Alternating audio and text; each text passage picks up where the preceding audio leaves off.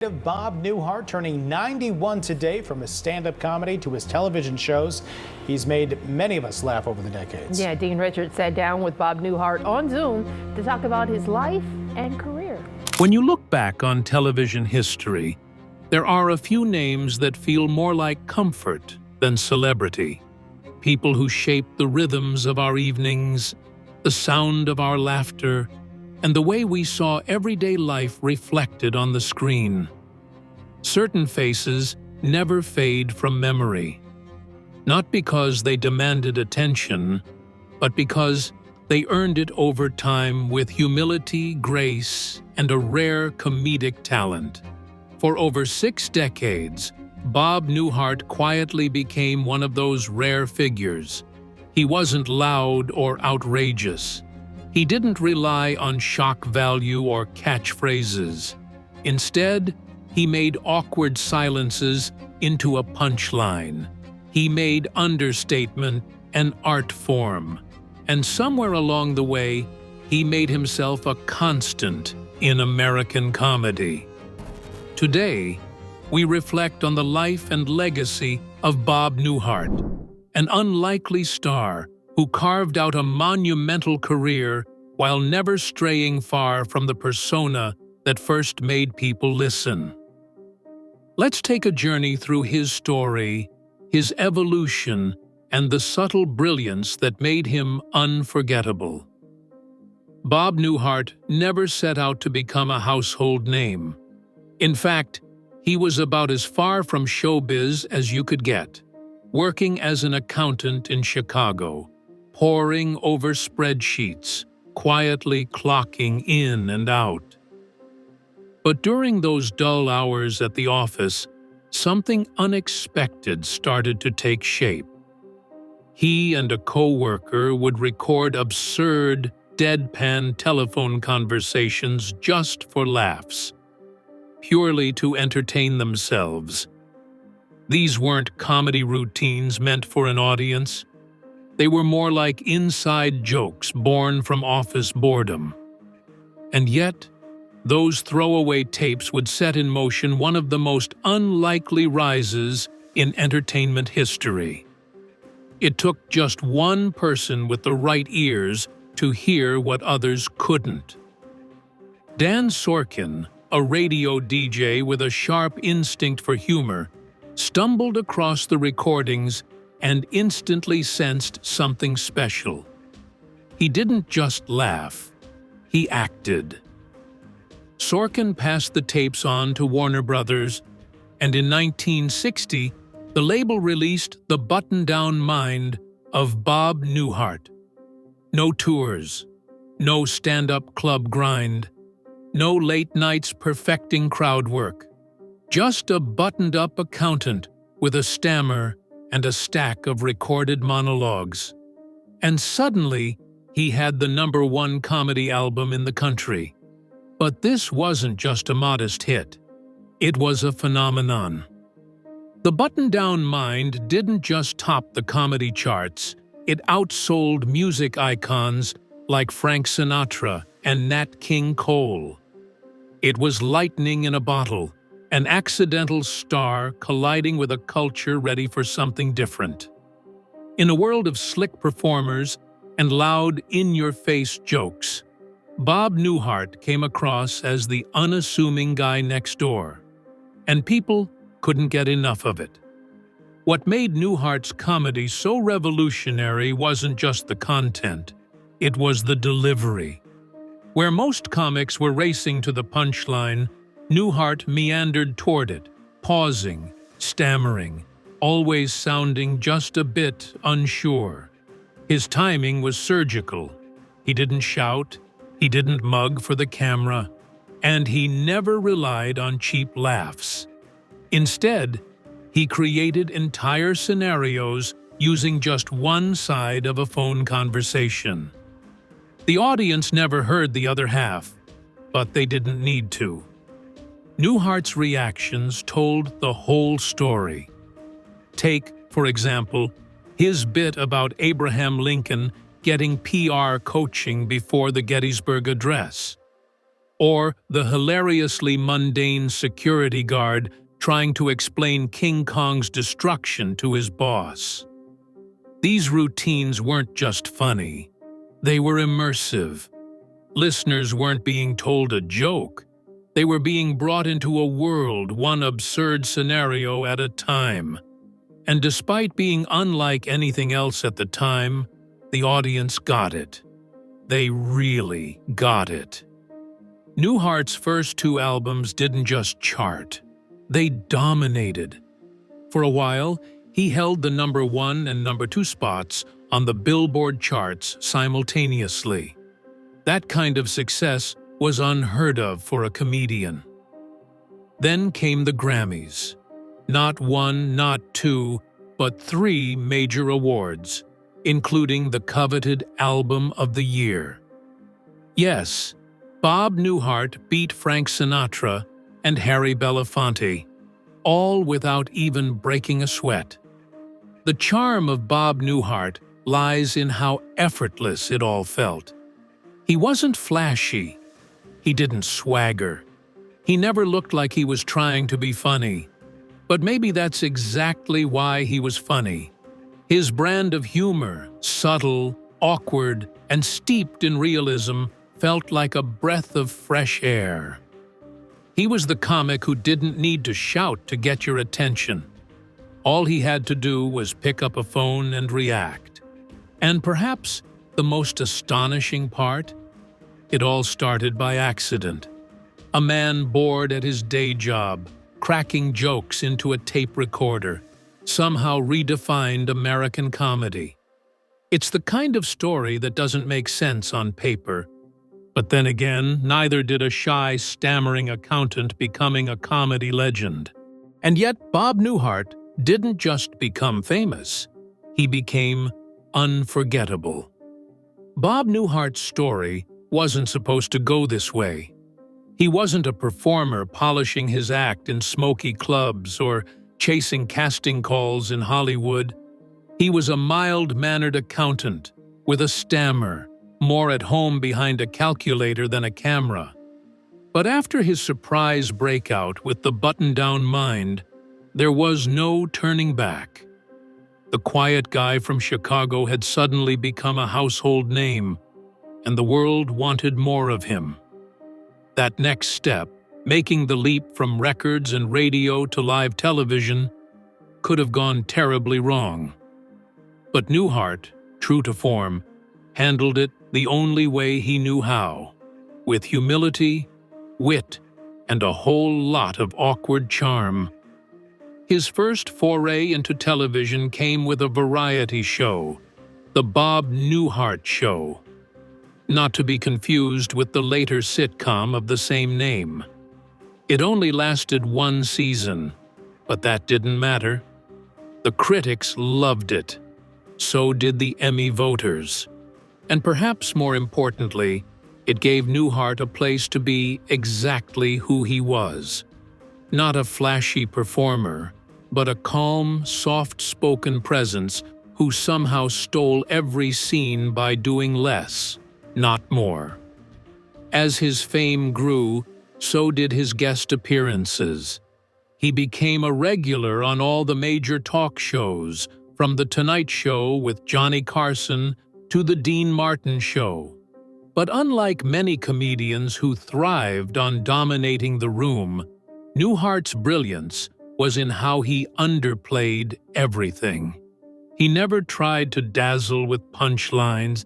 He simply was funny, standing there, blinking slowly, responding to absurdity with the kind of baffled patience that spoke to every viewer who's ever felt in over their head. He didn't hide where he came from either. Even as he mingled with entertainment royalty, Newhart often joked about his failed attempts to pass the CPA exam. Not passing the test, he quipped, wasn't a tragedy. It was just expected. That brand of self-deprecating honesty became his signature. It wasn't a persona. It was him. A man who didn't pretend to have the answers, and who found the humor in not knowing what the heck was going on most of the time. That very quality, relatability, would become the bedrock of one of television's most beloved sitcoms. In 1972, CBS launched The Bob Newhart Show, casting him as psychologist Dr. Bob Hartley. It wasn't just a perfect fit, it was a stroke of genius.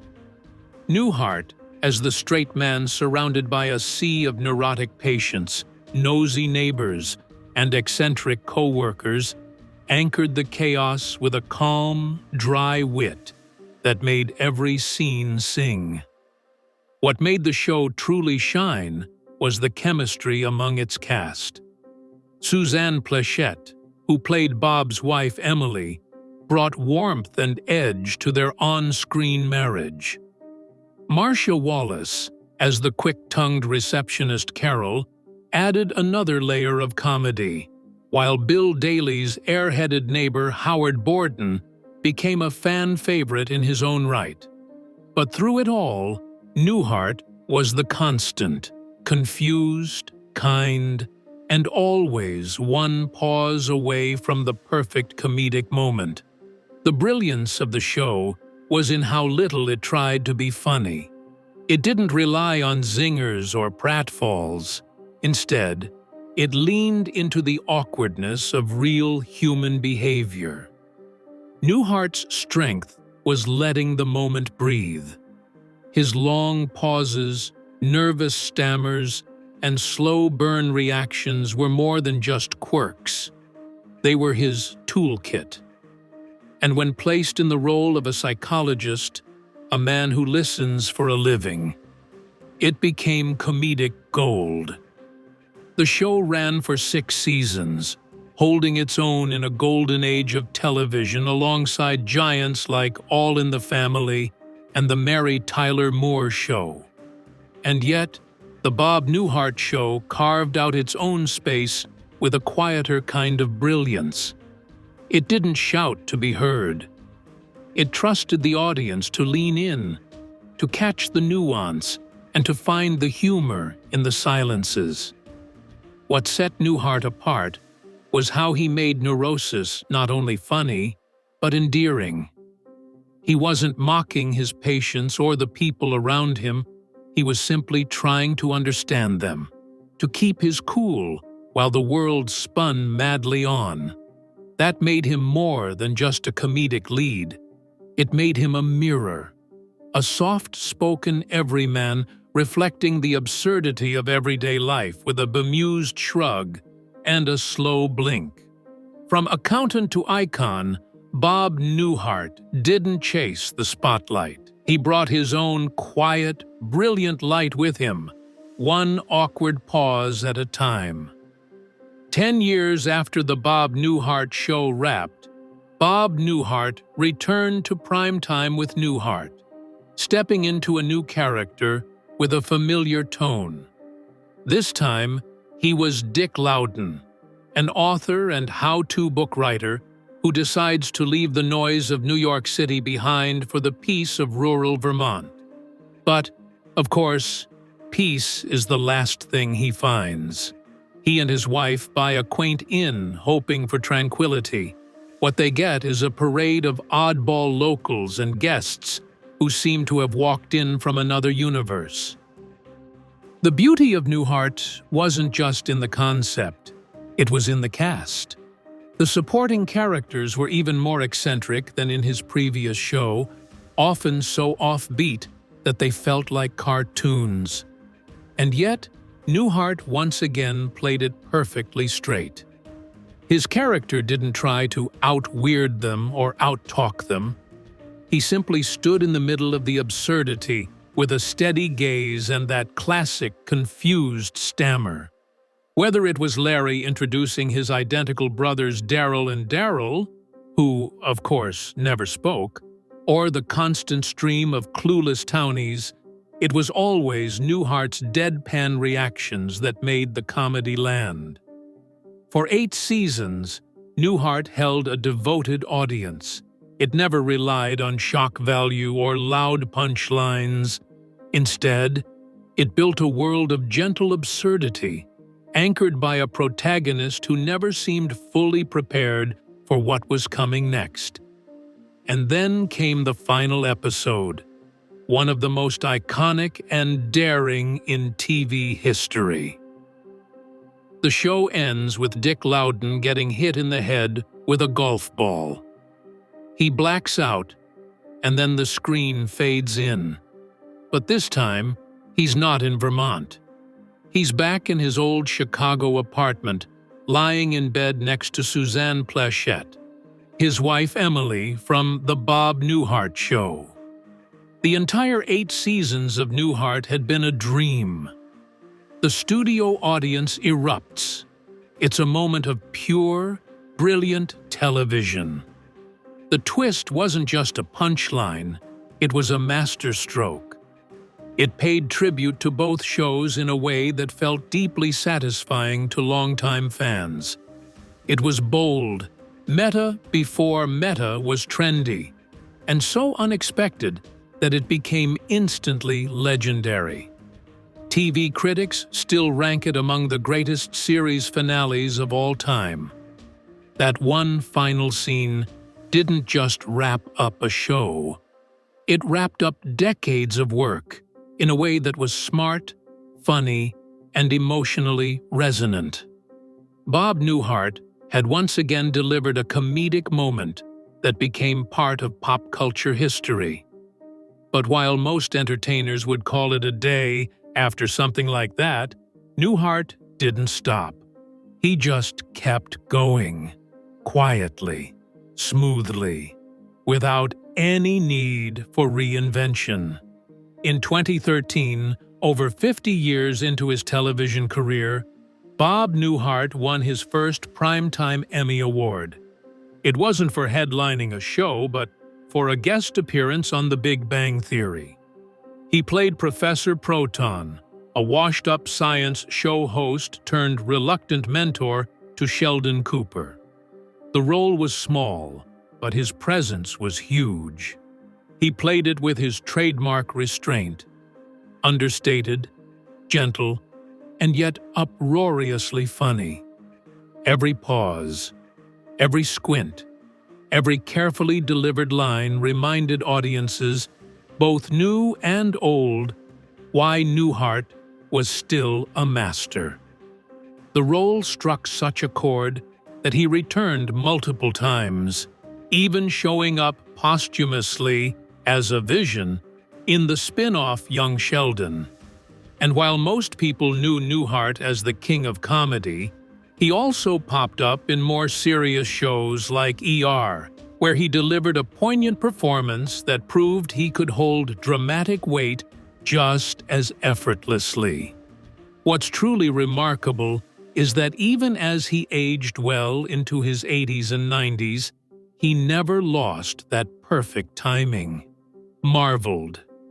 He didn't rely on nostalgia or gimmicks. He didn't shout to stay relevant. He simply stayed true to himself, and the world kept listening. Younger audiences discovered him for the first time through reruns, cameos, and streaming platforms, while longtime fans marveled at his enduring presence. Bob Newhart didn't need to adapt to the times. The times always found their way back to him. Whether he was grounding a chaotic sitcom or delivering a single line that stole an entire scene, his comedy was always rooted in truth. Quiet, careful, hilarious, and completely timeless. Bob Newhart's comedy was never about fireworks. It was about finesse. While other comedians leaned on big characters or loud punchlines, Newhart carved out his place with the quiet power of timing, restraint, and that stammering, puzzled delivery. Early in his career, he wasn't showered with awards, but decade by decade, His influence grew into something far more valuable than trophies: respect from peers, admiration from the next generation, and a permanent place in the DNA of American comedy. The accolades eventually caught up. In 2002, he received the Mark Twain Prize for American Humor, one of the highest honors in the comedy world. It was long overdue. Newhart wasn't just a great comic. He was a foundational figure. His debut album, The Button-Down Mind of Bob Newhart, had revolutionized what stand-up could be. A one-man act playing both sides of a conversation, where the laughs came not from the outrageous, but from the utterly human. That approach, subtle and cerebral, didn't just make people laugh. It changed the shape of comedy itself. Today, those early recordings are considered milestones, not just in stand-up, but in entertainment history. They marked a shift from the old-school vaudeville and Catskills-style delivery to something more modern, more intimate. It was a style that influenced generations.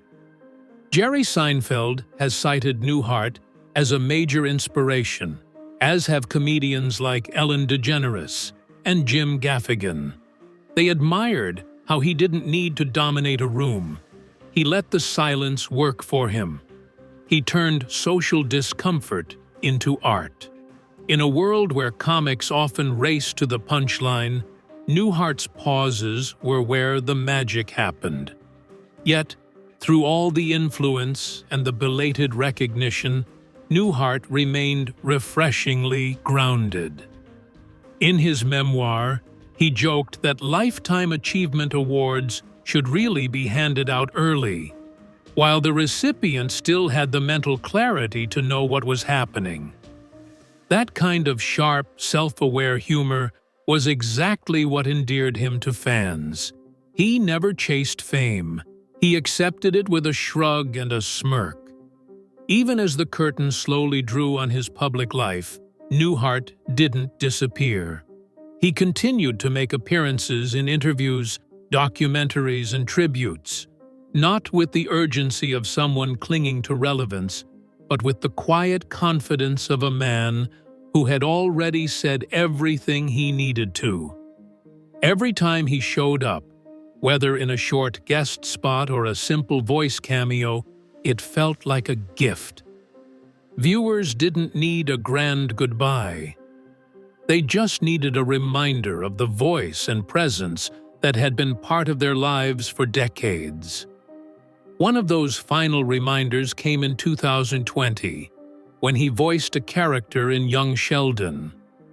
He wasn't physically on screen, but the impact was still there. That dry tone, the impeccable rhythm, and the warmth behind the delivery. It all came through in just a few lines. Even in audio, he had the ability to stop time. It wasn't about nostalgia. It was about craft. And Newhart's craft had never wavered. There was no big farewell tour, no dramatic sign-off. That wasn't his style. Instead, he left the stage the way he had always stood on it, quietly, gracefully, and with every word perfectly placed. His legacy isn't just in the jokes he told, but in how he told them, with care, with precision, and always, always with heart. For generations of comedians and fans alike, Bob Newhart didn't just make people laugh. He showed them that comedy could be gentle, smart, and human. And that's a legacy that never really ends. Bob Newhart's journey reminds us that greatness doesn't always arrive loudly.